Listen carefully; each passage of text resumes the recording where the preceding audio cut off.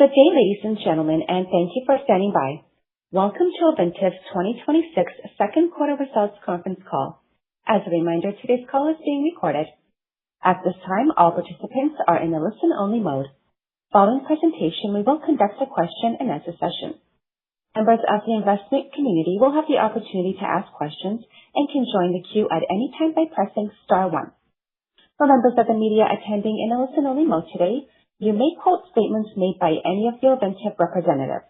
However, members of the media who wish to quote others who are speaking on this call today, we advise you to contact those individuals directly to obtain their consent. Please be advised that this conference call may not be recorded or rebroadcast without the express consent of Ovintiv.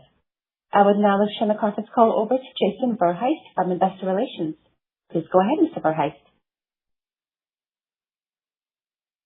Thanks, Joanna, and welcome everyone to our second quarter 26 conference call. This call is being webcast and the slides are available on our website at ovintiv.com.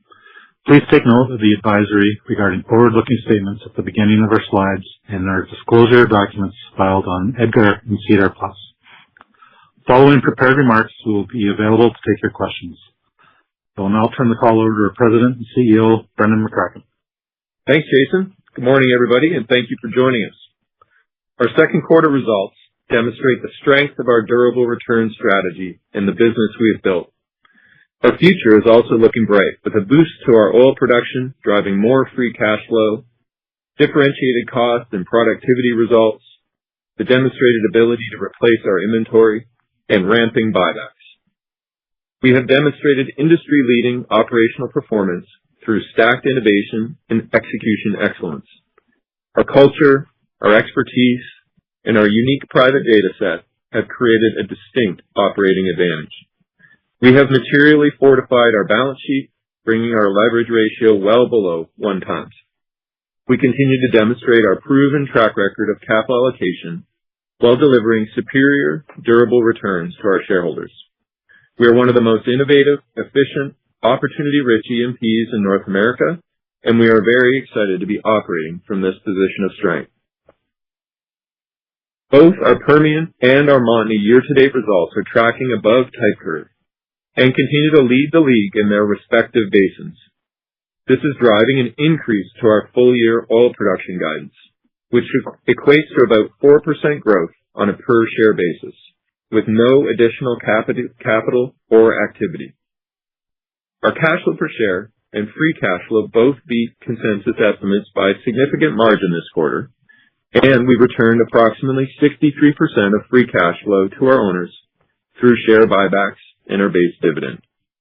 Our net debt was below $3 billion at the end of the quarter, marking the lowest leverage the company has had in over a decade.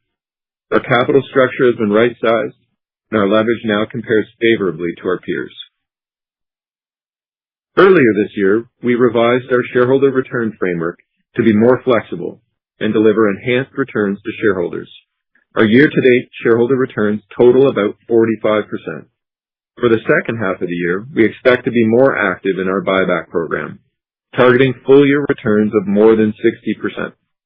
We continue to see a substantial gap between market value and the intrinsic value of our business at mid-cycle prices. With $1.3 billion of free cash flow year-to-date, a leverage ratio of less than 1 times, and a strong outlook for the rest of the year, we have the capacity to buy back a substantial number of shares and continue to advance our ground game strategy.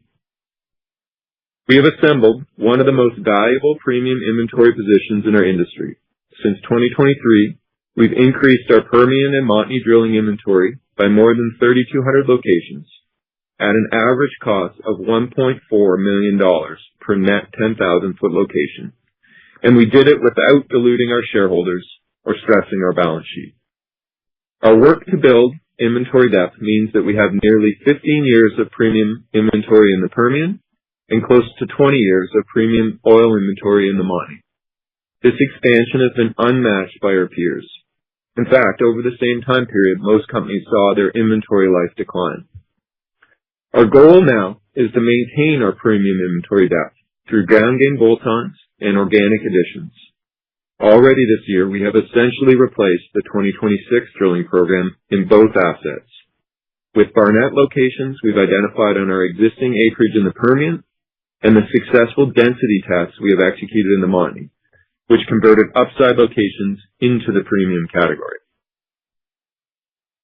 We have worked for years to design and optimize our approach in order to maximize the returns and value we generate from every acre of resource we develop. We have deliberately built a culture of relentless curiosity that seeks to create our own innovations, but equally also seeks to learn rapidly from the innovations of our peers. We inform our design and optimization decisions from our expansive private data set, and we've built institutional capability to execute on the leading edge. Our culture, our expertise, and our private data combined together are hard to duplicate. That has led us to our stacked innovation model, where we stack multiple innovations together to create industry-leading results, which defy the broader U.S. shale trend of performance degradation. We've deliberately taken a different approach than many of our peers. The result is that we are consistently one of the highest oil productivity, lowest cost operators in both the Permian and the Montney. We have over a decade of experience deploying our systematic cube development approach, which means we co-develop multiple stacked zones from a single pad. This creates value by maximizing both returns and resource recovery. We also have around 5 years of experience deploying our reoccupation strategy. We have found that the optimal timing to drill an adjacent cube is roughly 18 to 24 months after drilling the first. This minimizes pressure depletion from the first cube into the next and is a dominant driver of our development schedule. As a result of our cube development in combination with our reoccupation timing, each annual program samples wells from across our rate of return creaming curve, not just the highest return wells.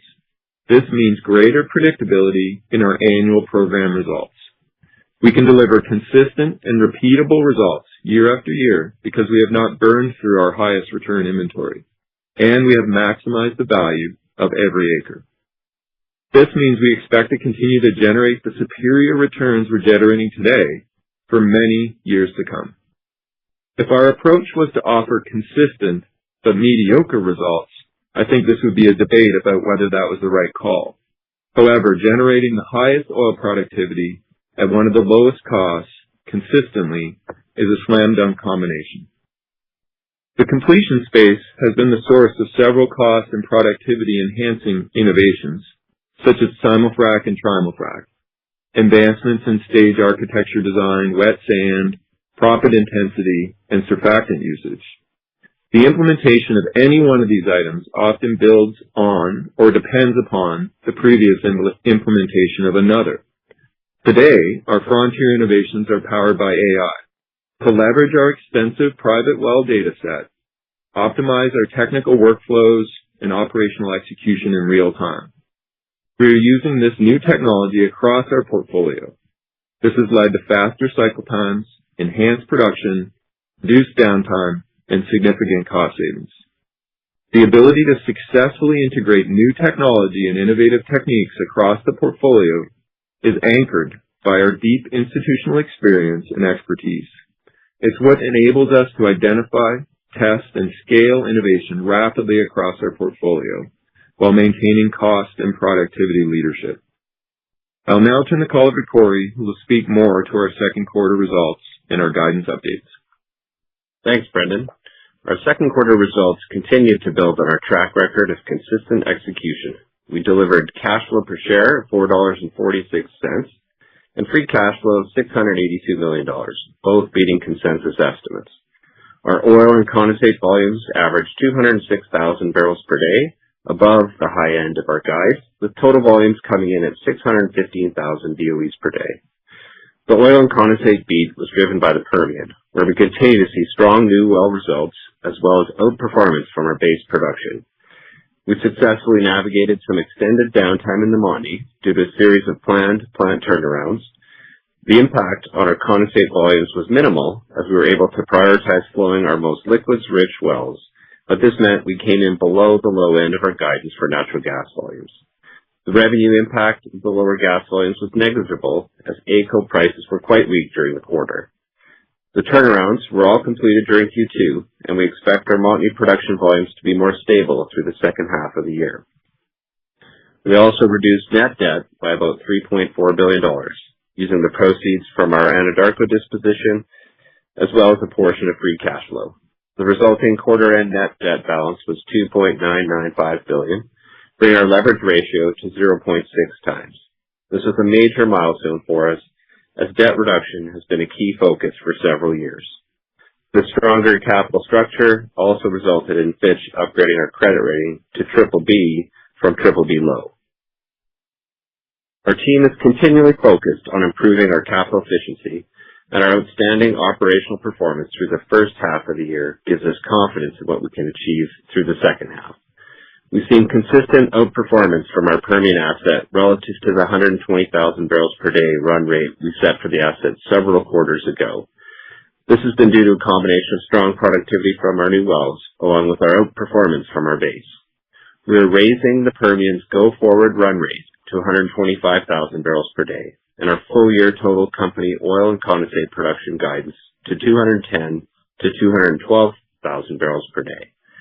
When combined with year-to-date share buybacks, this equates to oil growth of about 4% on a per-share basis with no additional capital. While Montney year-to-date well performance has exceeded our 2026 type curve, higher royalty rates from higher condensate prices are expected to keep Montney volumes between 80,000 and 85,000 barrels per day.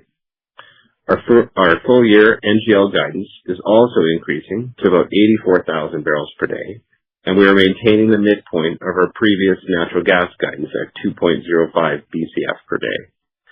Our portfolio has deep inventory duration and the capability to further grow top-line production in both assets. However, we believe it is still prudent to maintain efficient, level-loaded programs in both the Permian and the Montney, and let higher oil prices accrete to free cash flow versus investing in drilling more wells. We're not currently seeing significant inflationary pressure on our 2026 capital program outside of higher diesel costs. We expect to offset any additional cost inflation with operational efficiencies. As such, our full-year capital guidance remains unchanged. In the third quarter, we expect production to average approximately 628,000 BOEs per day, including about 208,000 barrels per day of oil and condensate, and our capital spend is expected to come in at around $575 million, consistent with the second quarter. Activity in both assets is expected to be fairly ratable for the rest of the year. I'll now turn the call over to Greg, who will speak to our operational highlights. Thanks, Corey. Across our acreage footprint, our Permian well productivity continues to be strong. Year-to-date performance has exceeded our type curve, which is unchanged from last year. With average second quarter oil and condensate volumes of 127,000 barrels per day, extending the outperformance we saw in Q1, we're increasing our expected run rate in the play to 125,000 barrels per day. We realized strong Midland oil prices this quarter, which traded at 7% premium to WTI. Our U.S. oil volumes also benefited from the WTI roll, which added about $5 to our oil price realizations. Our Permian gas also benefited from relatively strong Houston Ship Channel pricing this quarter. With less than half of our volume selling into Waha, we avoided the deeply negative price realizations experienced by some of our peers. Our Permian productivity uplift is coming from both our new wells and our base production. This is thanks in part to our cube development approach and reoccupation timing, as well as the benefits of stacked innovation. Using public data from Enverus, you can see that our Midland Basin wells continue to significantly outperform the peer average. They've gotten better every year since 2023, and our 2026 year-to-date results really stand out. There are several factors at play here, including surfactant use in our completions design. We've now completed about 400 Permian wells with surfactants since 2019, and we see about a 9% improvement in oil productivity versus a non-surfactant treated well. We think surfactants account for roughly half of the productivity uplift we've seen over the last few years. At a cost of only $100,000 per well, these custom treatments are generating impressive returns. Our base production is also outperforming year to date, and we now expect to see a 3% improvement from our original plan. A good portion of this is due to the remote operating capability of our Permian Operations Control Center, where the team is using AI and automation to optimize artificial lift parameters, reduce downtime, and flatten well declines. This is technology that we imported from the Montney, and we are now seeing the benefits across the portfolio. Our team leaves no stone unturned in pursuit of making better wells for lower costs. Moving north now, despite some noise during the quarter from plant turnarounds and higher royalty rates, our Montney well productivity continued to be very strong, tracking above our 2026 type curve. The plant turnarounds are now behind us, and I'm very proud of the way the team was able to limit the impact on our most liquids-rich wells, especially given the strength of condensate prices during the quarter. And while higher condensate prices did result in higher royalty rates, the revenue uplift far outweighed the impact of lost volumes. Our realized price for the Canadian condensate was about $94, which was a premium to WTI. Although we don't like losing the reported volumes, we remain focused on the bottom line. Based on current strip pricing, for the second half of the year, we expect our Montney condensate volumes to average 80 to 85,000 barrels per day. Also of note was our Montney gas price realization at 187% of AECO. Our diversified portfolio of both physical sales out of the basin and financial arrangements to price our gas away from AECO continues to be highly valuable. Uniquely this quarter, our realized gas price was boosted by sulfur revenue. Sulfur is a byproduct of our gas production in certain areas across our Montney acreage. Typically, it is an expense to extract this product from our gas stream and transport it to the West Coast market. In the second quarter, however, sulfur prices were historically high and contributed about $40 million in revenue. While it's hard to predict where prices will go over the longer term, we do expect sulfur prices to remain strong for the rest of the year. Our Montney team continues to push the boundaries on cycle time improvements. Year to date, our completion speed averaged more than 4,900 feet per day, or about 20% faster than our 2023 performance, and about 40% faster than the current pace of our Montney peers. We recently established a pace setter of more than 7,000 feet of completed lateral length per day using simul-frac, and we are very excited to test the repeatability of this result over time. We also achieved an industry milestone with the first ever 100% domestic wet sand pad in Canada. This is another example of stacked innovation that we've successfully transferred between assets. Compared to importing dry sand to the Montney, domestic wet sand is roughly 20% cheaper. The combination of faster cycle times and consistently strong well performance, with innovations like wet sand, results in industry-leading capital efficiency and highly competitive returns. We have long been believers in the benefits of diversification when it comes to managing natural gas price exposure. We utilize a variety of structures, both physical and financial, to price our gas away from the oversupplied AECO and Waha hubs.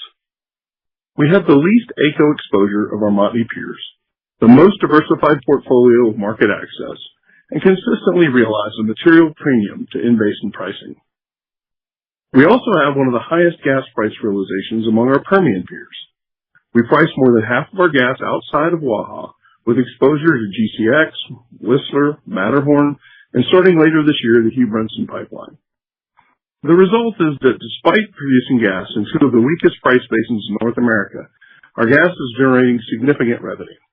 During the quarter, our total company gas price realizations, including hedging, was $1.99 per MCF, or about 70% of NYMEX. We will continue to pursue opportunities to further diversify our gas price exposure over time. I'll now turn the call back to Brendan. Thanks, Greg. Halfway through the year, we've generated more than $1.3 billion of free cash flow, organically replaced our full year 2026 drilling locations in both the Permian and the Montney, brought our debt down below $3 billion, and are set to grow oil production per share by 4% with no increased activity or capital spending. Our execution continues to lead the industry, underpinned by culture, expertise, and data. Our portfolio is best in class, our balance sheet is rock solid, and our stacked innovation and disciplined approach to capital allocation are driving compelling returns. This concludes our prepared remarks. Joanna, we're now ready to open the line for questions. Thank you. Ladies and gentlemen, as a reminder, you can join the queue to ask a question by pressing *1. We will now begin the question and answer session and go to the first caller. Neil Mehta with Goldman Sachs, please go ahead. Hey, Brendan and team, thanks for the update, and obviously really impressive results. I just want to focus on slide 12 here and give you an opportunity to unpack some of these stacked innovations that are driving this productivity improvement. In particular, the surfactants seem to really be driving a lot of this upside. So can you just talk about some of the technologies that are at work here? Which ones are you most excited about? And what's the sustainability of the advantage? Because, the old adage, there are no secrets in the Permian, is something that there's some truth to. Yeah. Hey, Neil. Yeah, thanks for the question. Appreciate the interest here. First thing I would say is the surfactants have obviously been a big piece. We've been pegging it at about a 9% uplift on our type curve. So obviously really important, but far from the whole story. And that's why we've, taken the time to walk through the whole stack of innovation, all the way from our cube development approach through to things like the stage architecture, where we very carefully engineer these fracs with about 70 different input criteria that we select to deliver the maximum recovery, all the way through to surfactants, like you said. So it is a real system. What we find is each of these factors are interrelated and affect the others. So the holistic design matters. And it has taken us years of work and data accumulation, both through our own development, but of course through our active data trading strategy as well, to accumulate the ability to define causality. And defining those causal relationships is what's really valuable in the subsurface, particularly on productivity and recovery. So that's the fundamental basis.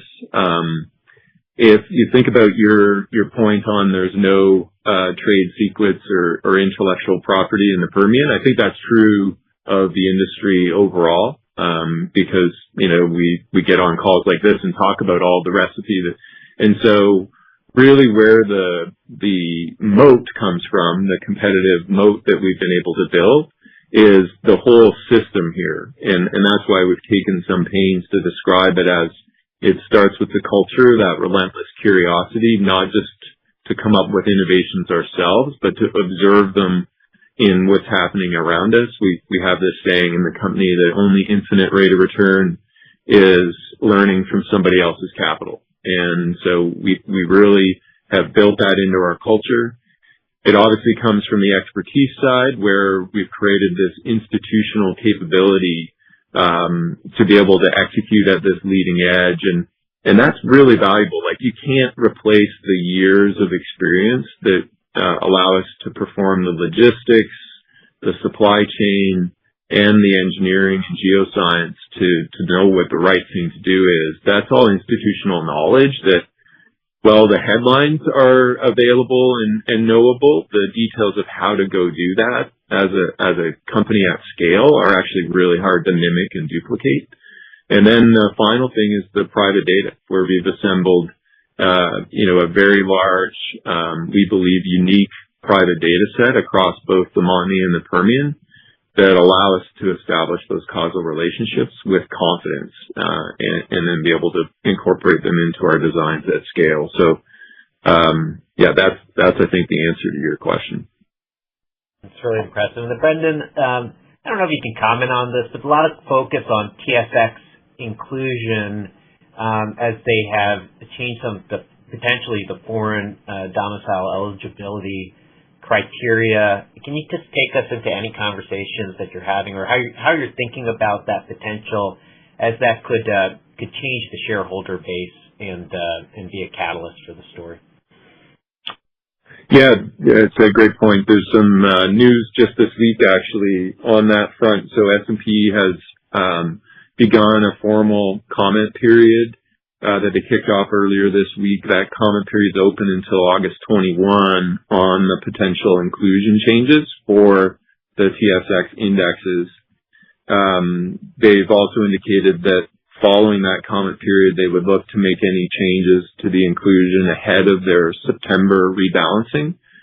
which would be a September 18th event. So, and in that comment process, they have specifically called out Ovintiv as one of 3 companies that would meet the proposed criteria for eligibility to be included into the TSX. So that is all news and constructive. You know, we'll obviously have to wait and see for that comment period to conclude and see what their final decisions are.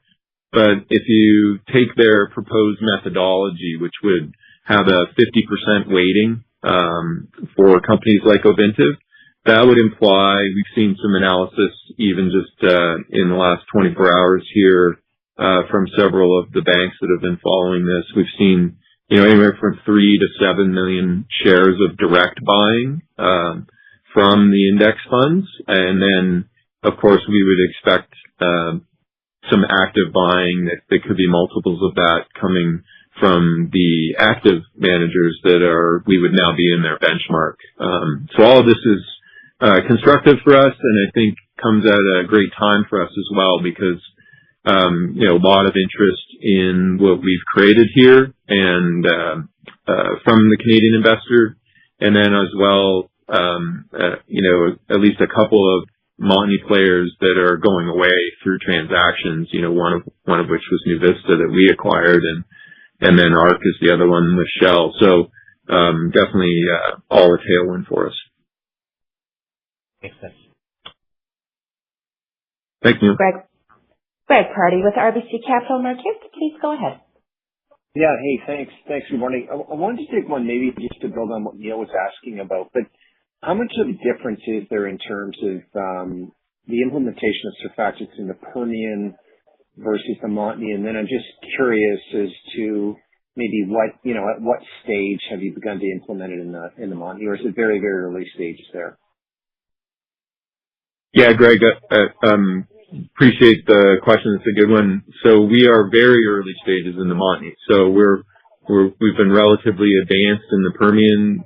This year, almost every well is going to have a surfactant treatment. And then in the Montney, we're just really getting started there. So the lab results are very encouraging. If you think about, you know, 4 or 5 years of cycle time in the Permian, we're going to be able to accelerate that in the Montney.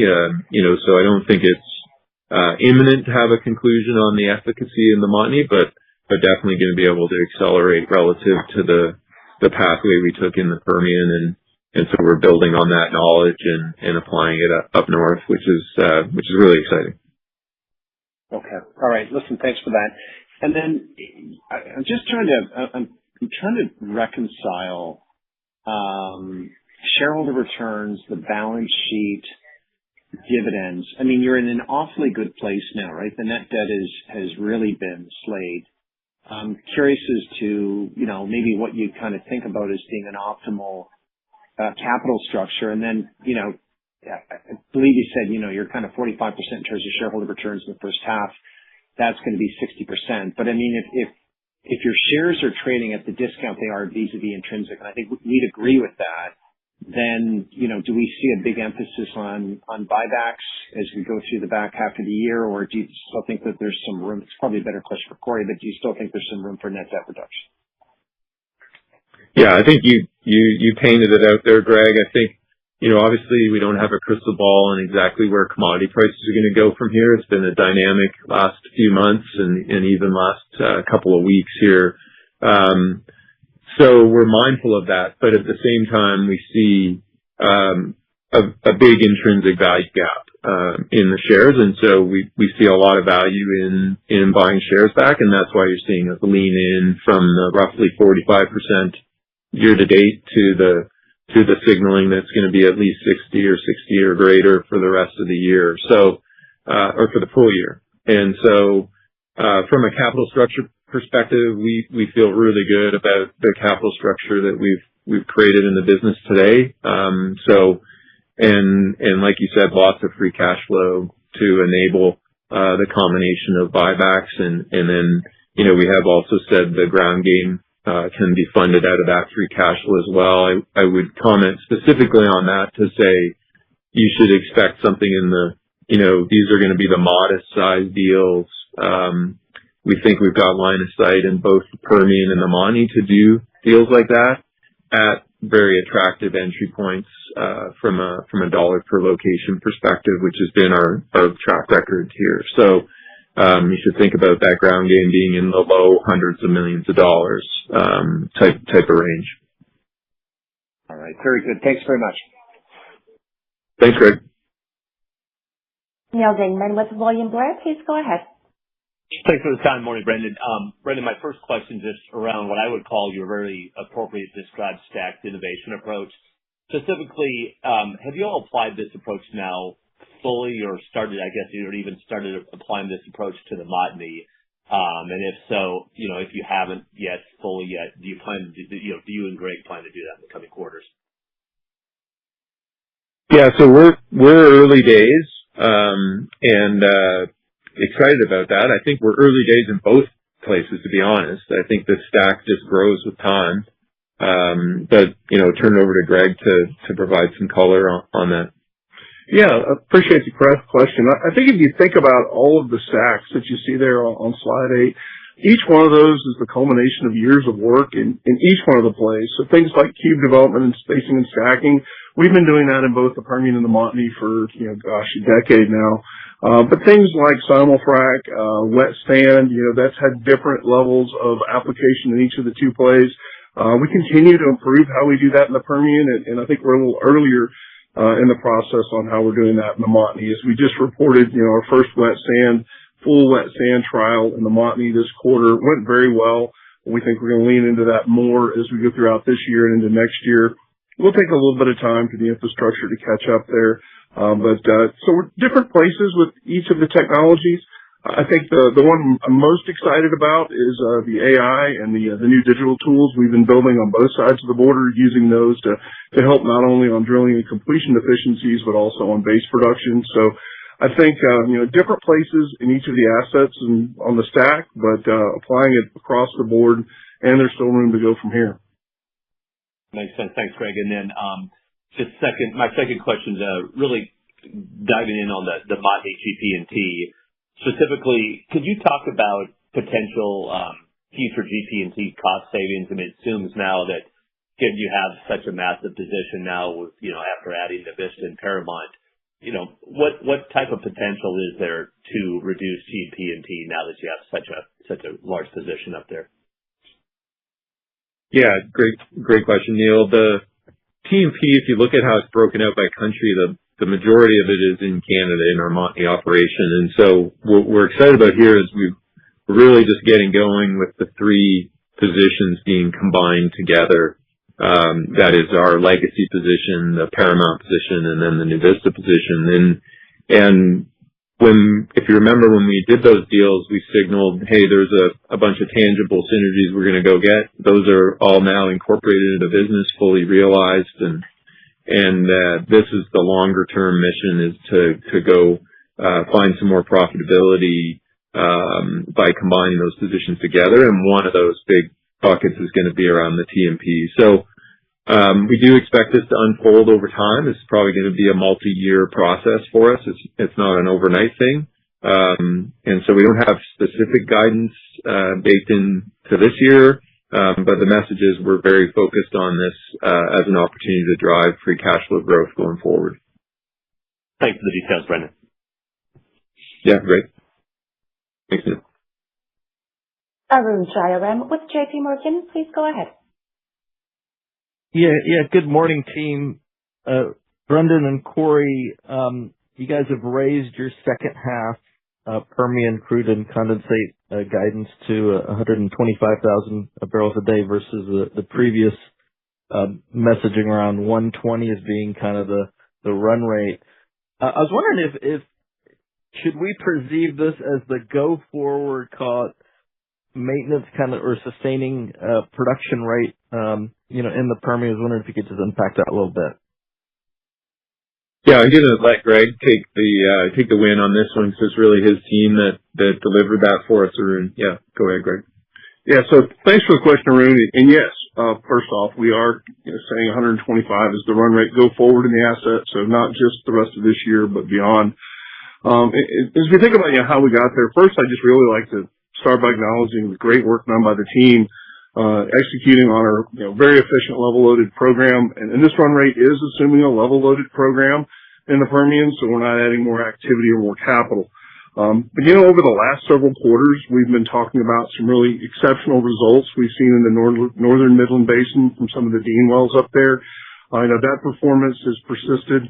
But more importantly, we've seen that really good performance across the portfolio. We're seeing, strong results from our new wells in all of the areas that we have at play. And so that performance is giving us a lot of confidence. But the other thing that's probably the most exciting is how that performance has persisted over time and is translating into stronger base performance. So not only good, new well performance, but the base is very strong on some of those newer wells. But the team has really put a lot of effort into some of our older wells. So working on the base, through our operations control center there in Midland, we've been able to improve run times from our ESPs. We brought a lot of the monitoring and optimization in-house on rod pumps. We built AI tools, put in automation. All those things are helping us, minimize failures, optimize production. And when we do have failures, we're able to get our wells back online quicker with some of the automation that the team has put in. And all of that results in fewer, 0 days with shallow declines, and it really helped the base. So, it's going to be a combination of the new well performance, and the base performance, all of that coming together, gives us confidence. And that's what allowed us to say, we're going to be at 125 run rate going forward. Great. Thanks, Greg. Just a quick follow-up. In terms of the Montney well productivity in 26, I was wondering if you could maybe speak to some of the drivers of that. Sounds like surfactants are maybe not quite the driver, but I'm thinking maybe a little bit of mix between maybe some of the new properties, a little bit more activity at Carr, Wapiti. Just maybe give us a sense of what's driving that. Yeah, I'll take that one, Arun. We've actually seen really strong results across the entire position. We've had really strong results in our legacy wells up in Dawson. We've had some good pads in Pipestone, as well as areas like Carr and Wapiti that are newer to the portfolio. So we've seen really strong results that, a result of those stack innovations. We've been working on our stage architecture. We've been looking at proppant intensity. All the things that we've done in the Permian, we're doing those same things up in the Montney, and just seeing really strong well results across the portfolio. We've leaned in on density a little bit on some of the newer properties down in Wapiti and Carr. Those density tests are also performing as expected in most cases, and then some of the zones are actually doing a little better in the deeper zones down in the Sexsmith. So we're very pleased with results across the portfolio in Canada and expect that to continue. Great. Thanks, Greg. Thanks, Arun. Doug Leggett with Wolfe Research, please go ahead. Good morning, guys. Thanks for having me on. I got two, Brendan, if you don't mind. One for Greg, or perhaps it's for you, and one for you, or perhaps it's for Corey. But so my first question is on the proppant and the wet sand and the clear impact this is having on what appears to be your decline curves. That over time would imply that your capital efficiency is improving and your sustaining capital would theoretically decline unless you take the higher production. So my question is, do you maintain the activity, maintain the spending, or do you take the efficiency, flatline the production and have lower spending? You know what I'm getting at. Either do you beat the numbers, or do you cut the capital? Yeah, it's a great question, Doug, and it is one that we think about. And if you look at our history over the last several years, we've done a little bit of both. When commodity prices are elevated like they are today, and our ability to grow those volumes and create more free cash flow makes a lot of sense. That's what you've seen us do, and then equally. At a couple of instances over the last few years when commodity prices have been lower, we've pocketed the capital savings and created more free cash that way. So, in this instance, we've done the value creation through the production growth, and that's what you've seen us announce here today with the 4% bump on a per share basis. That's a combination of both organic growth, but then also the buybacks on the denominator side. So, we really make a value-based call depending on the circumstances. And today it makes sense to hold that activity flat and let the benefit accrue to volume growth and free cash flow that way. We'll continue to watch. Thank you. I think, Brendan, you'd be disappointed if I didn't bring up the cash return issue. We all heard Greg's question earlier, and I wonder if I could, this is my follow-up. Look, we, like a lot of people, have been very supportive of everything you've done, and we worry that at some point an investment case becomes more about the oil price than it does about the company. So that's my kind of precursor, but here's my question. You're now sitting at $17 and change billion market cap with $3 billion of net debt. That's $20 billion of enterprise value. It means you're essentially discounting a $2 billion free cash annuity with a two and change capital program. That's the $4 billion cash flow number that you gave us last quarter to justify your buyback on the basis of value. So you're basically there. Your net debt is, and your swing in the share price in the last 3 months is $11. Why not take this windfall and hit the net debt? Because what you justified as the basis of your valuation, unless you've changed your oil price view, you're basically there. Yeah, Doug, you cut out just a little bit there, but I think I got the gist of your question around the decision on how much buyback to do versus how much debt reduction to do. And, look, I think this is another question we ask ourselves all the time and do a lot of thinking about to make sure we're thoughtful about how we allocate capital for best value. And so that's why you see us taking the approach we're announcing today. We think the greater than 60% guidance is prudent.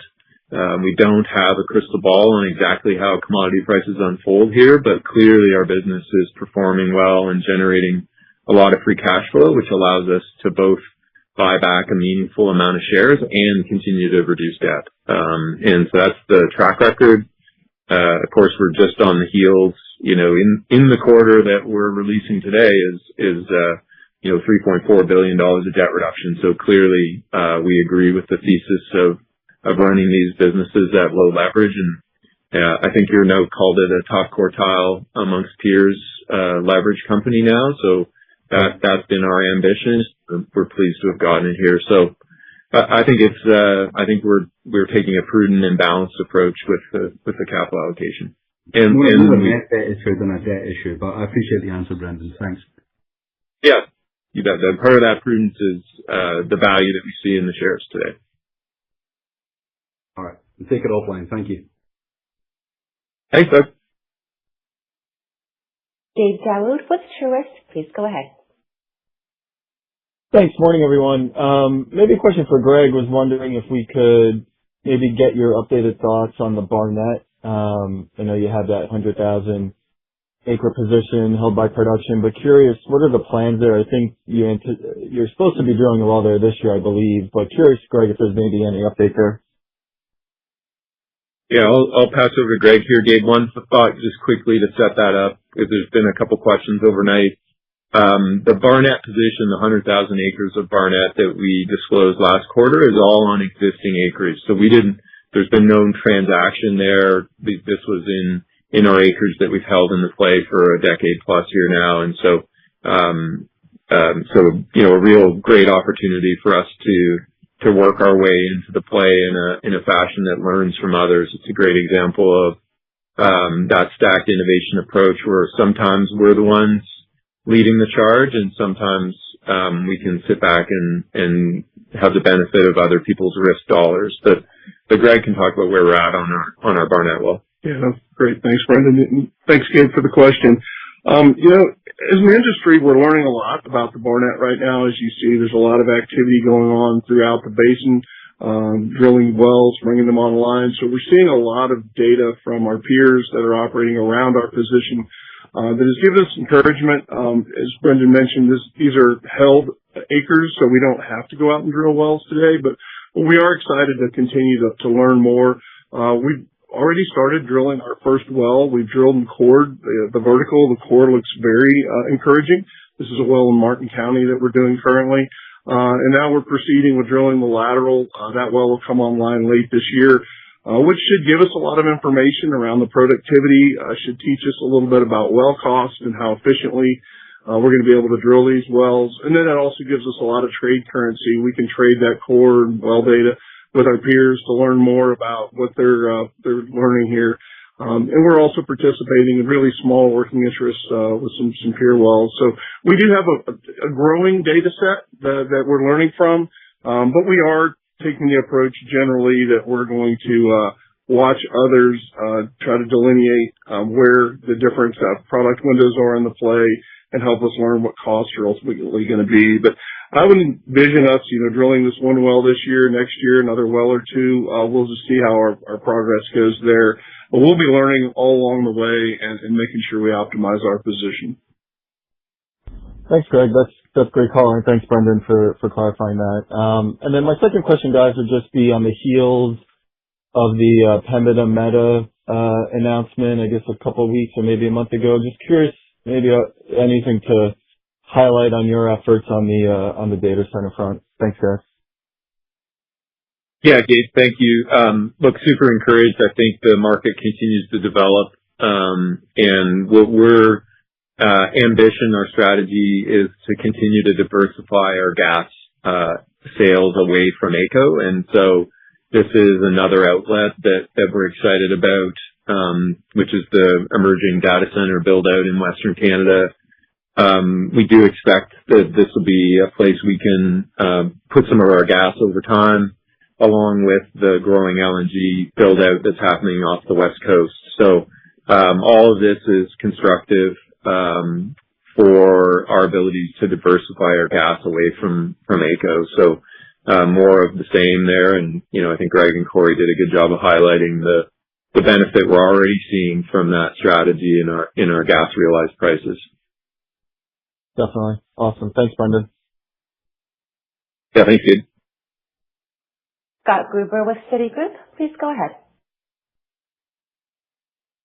Yes, good morning. I want to come back to the balancing the cash return question and the question about putting more cash in the balance sheet.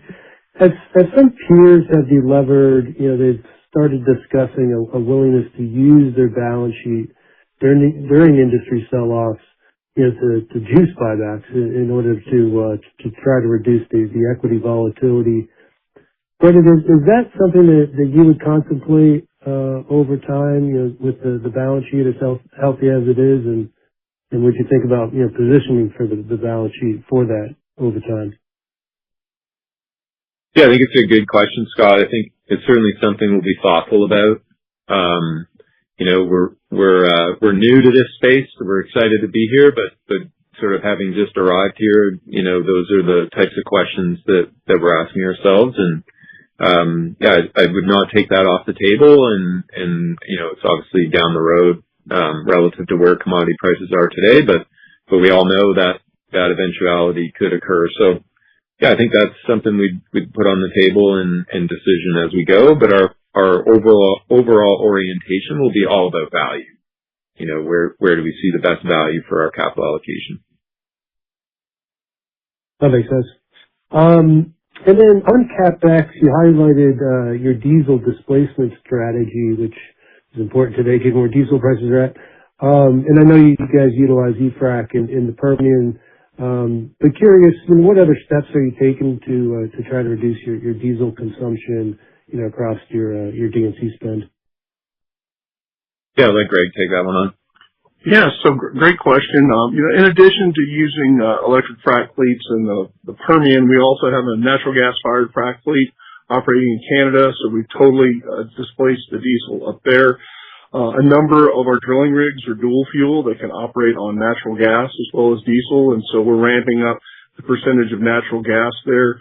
We're also looking to, over time, we've eliminated a lot of the diesel-fired generation that we're using out in the field and gotten on grid power there. So just across the portfolio, looking for ways to reduce the amount of diesel required. Our wet sand mines that we're using in the Permian and starting to use in the Montney, that eliminates truck miles. That's one of our biggest pass-through costs, is when transportation has to pass through the diesel costs. So it's really across the board, but by using less diesel, we have less exposure there.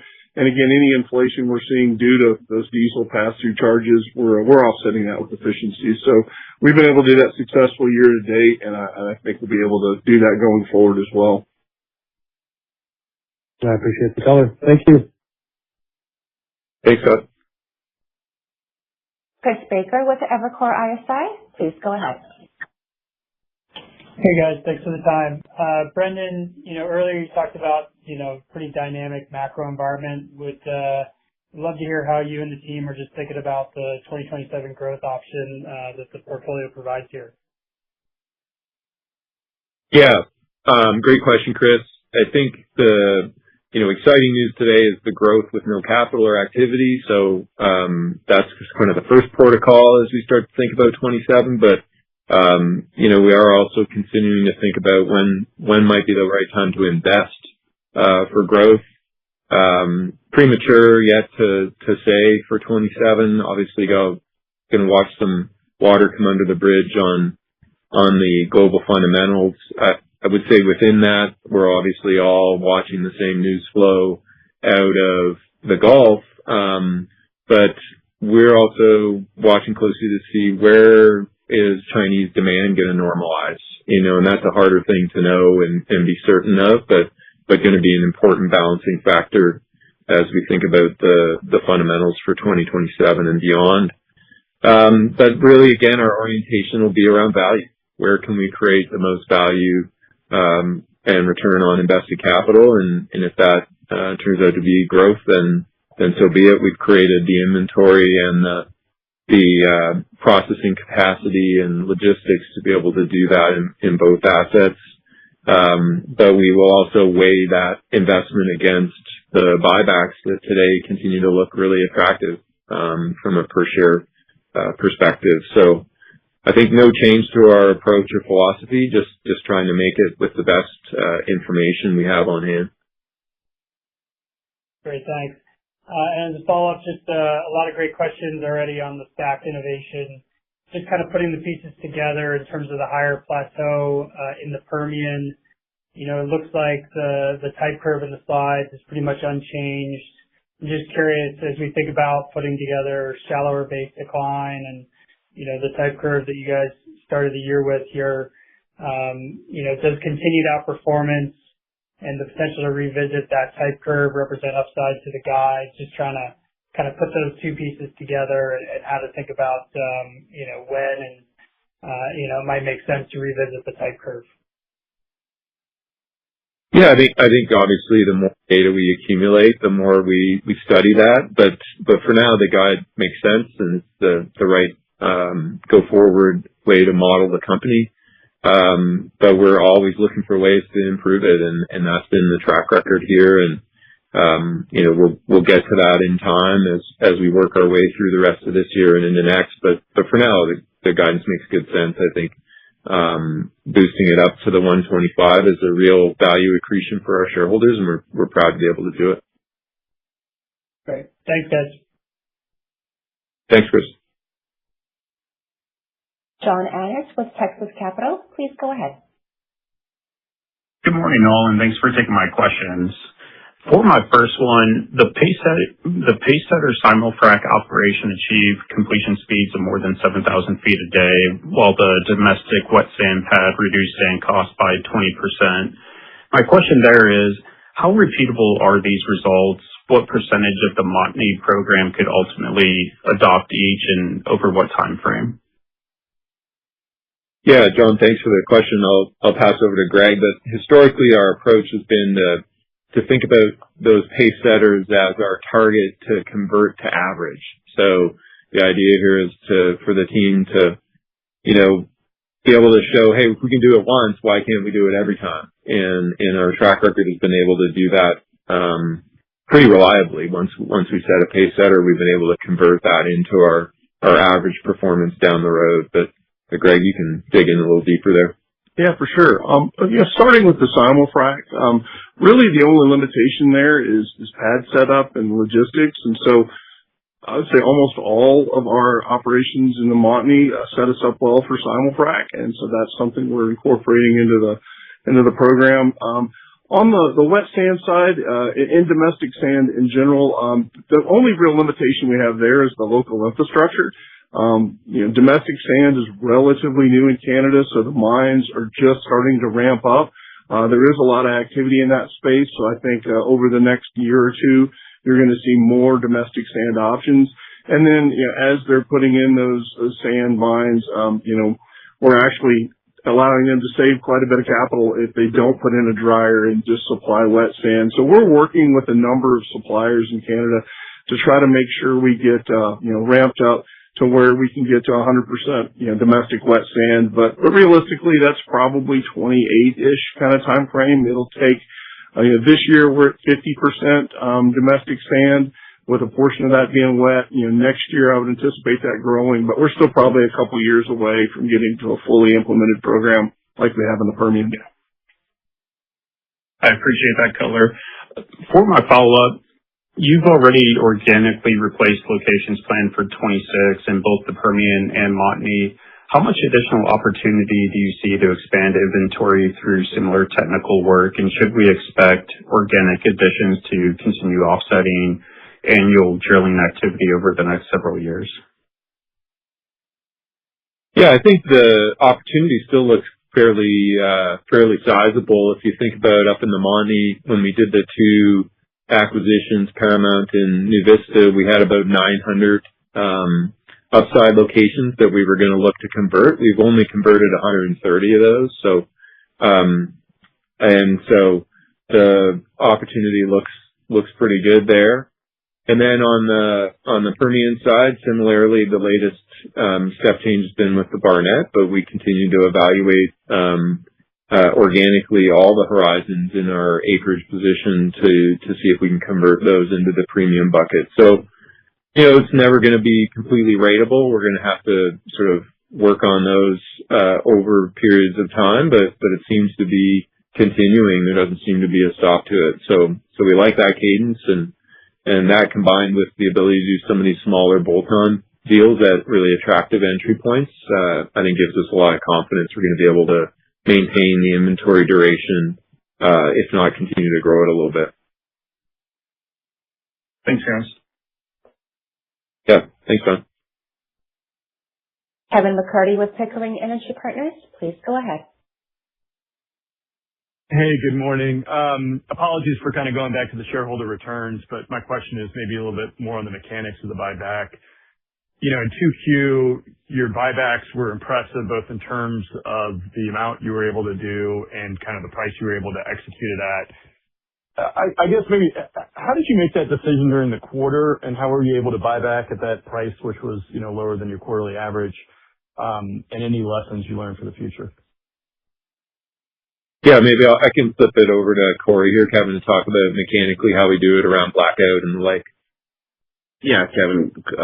So as we go through it, we've got our ongoing forecast, what we think our free cash flow is going to be, and we do tailor it based on what's happening daily.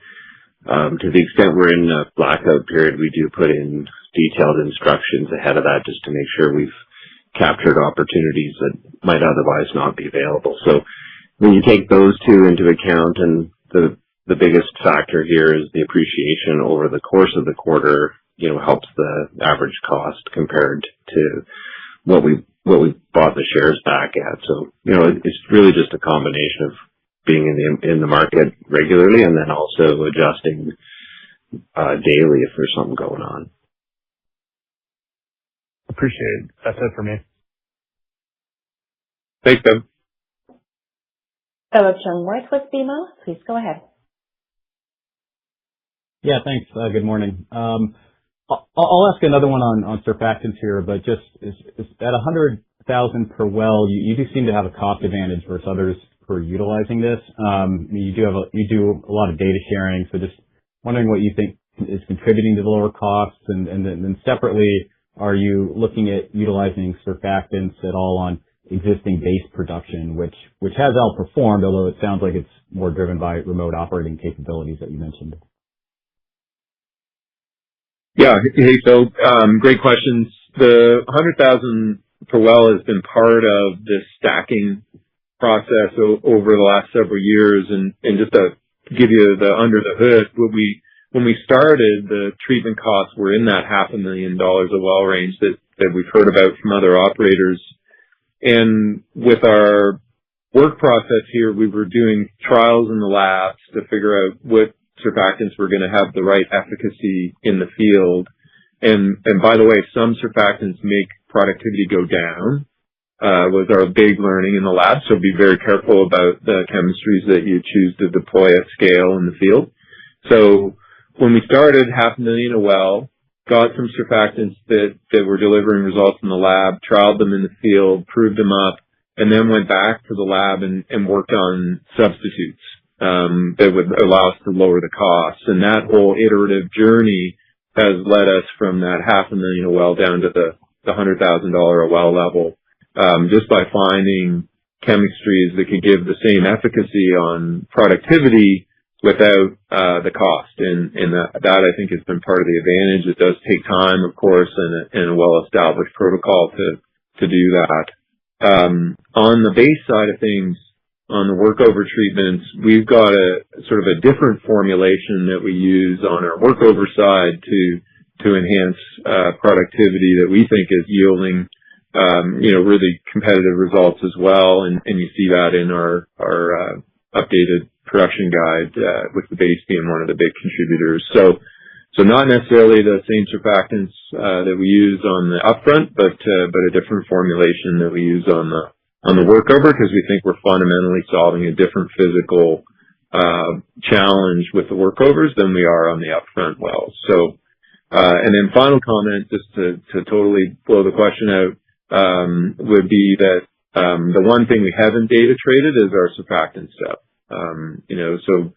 We've chosen to keep that one privilege to ourselves for now. Okay, great. And then most of your Montney margin comes from condensate, and there has been increasing momentum around additional egress for oil sands. How optimistic are you here, and just how supportive could that be for long-term condensate fundamentals with demand pull from diluent being a positive tailwind? Yeah, it's a really good question and quite timely. So if we wind the tape back up to January this year, coming into 2026, there really wasn't a lot of credible new oil sands growth projects on the table. There was a variety of kind of brownfield expansions that had been chugging along for the last couple of years. And since that time, we've seen just a dramatic shift. And, just a couple of weeks ago at Stampede, it was probably the talk of the town was how much oil sands growth was on the table in a credible way. And it's been really a combination both of those companies putting those plans together, kind of making them compelling for their shareholders, and then the right policy support from the federal and provincial governments to create the egress options for that bitumen. All of that to say, there now appears to be quite a list of shovel-ready growth projects in the oil sands for growth. And so if you think about it, for every 1 million barrels a day of bitumen growth, that equates to about 300,000 barrels a day of new condensate demand for diluent. And so we have never seen as strong a structural setup as we have in front of us today in Western Canada for condensate, which is fantastic for our business. As one of the largest condensate producers in Canada, it's a really favorable tailwind for us going forward. We'll have to see how that unfolds, but our whole capital allocation and strategy in Canada for the last, number of years has been focused on condensate. It's the only premium hydrocarbon product in Canada, and it just looks to get more premium with time, given that backdrop. Sounds great. Thanks, guys. Yeah, thanks, Phil. At this time, we have completed the question and answer session, and we'll turn the call back over to Mr. Verheist. Thanks, Joanna. Thank you, everyone, for joining us today. Our call is now complete.